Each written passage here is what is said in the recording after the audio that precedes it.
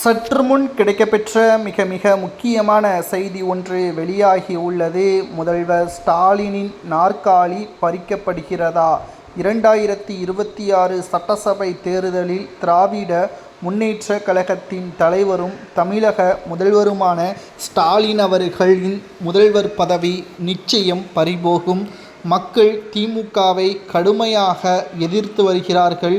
தேர்தலை நிச்சயம் திமுக சந்திக்கும் பொழுது எதிர்க்கட்சி அந்தஸ்தையும் இழக்க நேரிடும்.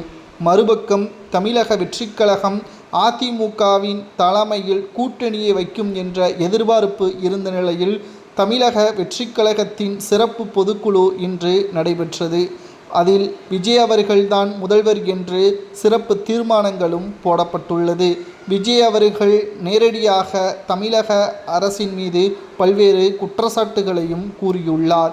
நிச்சயம் முதல்வரின் நாற்காலி பறிக்கப்படும் என்றும் 2026 சட்டசபை தேர்தலுக்கு பிறகு மக்களின் தீர்ப்பை ஏற்றுக்கொள்வதாக இப்பொழுதே அறிக்கை விட்டுவிடுங்கள். தோல்வி அடைந்ததற்கு பிறகு அந்த அறிக்கை நிச்சயம் உங்களுக்கு இரண்டாவது முறை தேவைப்படாது. இப்பொழுதே மக்களின் எண்ணத்திற்கேற்ப உங்களது மக்களின் தீர்ப்பை ஏற்றுக்கொண்டோம். எங்களது ஆட்சி சரியில்லை என்பதை நீங்களே அறிக்கையை விட்டுவிடுங்கள் என்றும், எதிர்க்கட்சி பதவியாவது உங்களுக்கு தக்க வைக்க முடியும், இல்லை என்றால் எதிர்க்கட்சி அந்தஸ்தை கூட திமுக இழக்க நேரிடும் என்று தமிழக வெற்றிக் கழகத்தின் தலைவர் விஜய் அவர்கள் இன்று சிறப்பு பொதுக்குழுவின் கூட்டத்தின் பொழுது தெரியப்படுத்தியுள்ளார்.